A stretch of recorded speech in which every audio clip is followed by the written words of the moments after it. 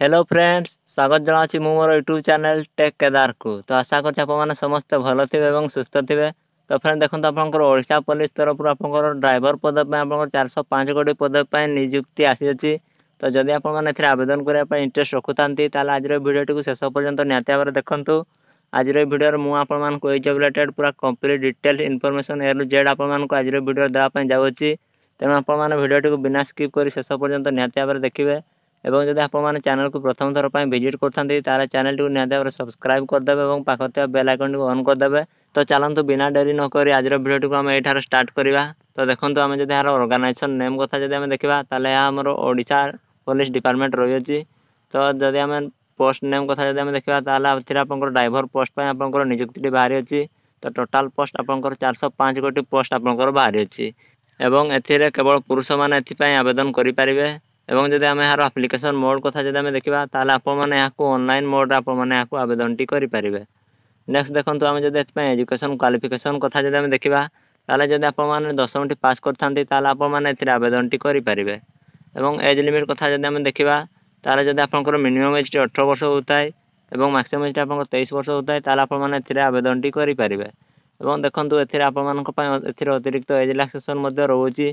जदि आपने OBC category belongs करते आपको अतिरिक्त 3 वर्ष एज रिलैक्सेशन रोचे। और जब आपने एसटी एससी कि हैंडिकैप आपको अतिरिक्त 5 वर्ष एज रिलैक्सेशन रोचे।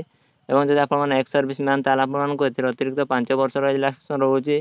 और जदि आपने हैंडिकैप और एसटी एससी आपको अतिरिक्त 15 वर्ष एज रिलैक्सेशन रोचे। तो आम जब यार सिलेक्शन प्रोसेस कथा जब देखा सर्वप्रथम आपंकर रिटेन एग्जामिनेशन टी हम तापर आपंकर ड्राइविंग टेस्ट हम और तापर आपंकर फिजिकल स्टैंडर्ड टेस्ट बा पीएसटी हम और तापर आपंकर पीटी फिजिकल एफिशिएंसी टेस्ट आपंकर हम।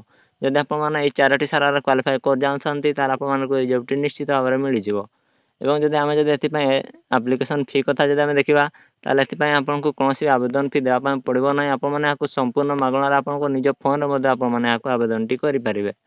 तो देखो जब आपने आवेदन करूँ ताहले सब इंपोर्टेंट डॉक्यूमेंट गुड़िक आपंकर आवेदन समय दरकार हम।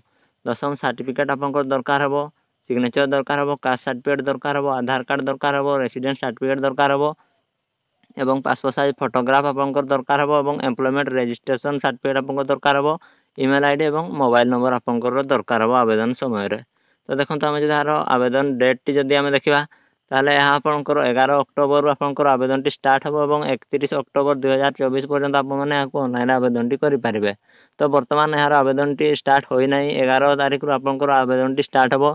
तो बर्तमान यार तार सर्ट नोटिस टी आपंकर रिलीज कर दिया जाए जोटा कि मुझे बर्तमान आपको देखापी जाऊँगी। तो फ्रेंड्स चलतु बर्तमान देखा तार सर्ट नोटिस रे से कौन कौन आपंकर डिक्लेयर करी। तो फ्रेंड्स आपने देख पाथे कि यहाँ हूँ फ्रेंड्स तार से सर्ट नोटिस जोटा कि आप selection board Odisha police Cuttack रही। तो आपने देख पाथे कि तार अप्लाई डेट गुड़िक आपंकर दे दिए। एवं फ्रेंड्स आपने देख पाथे कि कौ कैटेगरी केते गोटी पोस्ट रही। यूआर आप 216 गोटी पोस्ट रही, एससी 51 टी पोस्ट रही, एसटी 38 टी पोस्ट रही। एभली भाव में आप टोटाल 405 कोटी पद पे आप नियुक्ति आसपाई जाऊँगी। तो फ्रेंड्स आशा करको आज भिडियो निश्चित भाव भल लगी। जब भिडियो भल लगी था भिडियो गोटे गोटे लाइक करदे और चैनल को जब प्रथम थर पर आसती चैनल टी सब्सक्राइब करदे। और जब आपने ये पीडीएफ टी निज फोन में देखापी जाऊँगी ये भिडियो डिस्क्रिप्शन में मोर टेलीग्राम चैनल लिंक दे दिए। तो आप टेलीग्राम ग्रुप में जॉइन हो जातु। मुझे पीडीएफ टी आपको से टेलीग्राम शेयर करदेवी। तो देखा नेक्स्ट भिडियो आज भिडियो को ये रखा। जय हिंद, जय भारत, वंदे मातरम।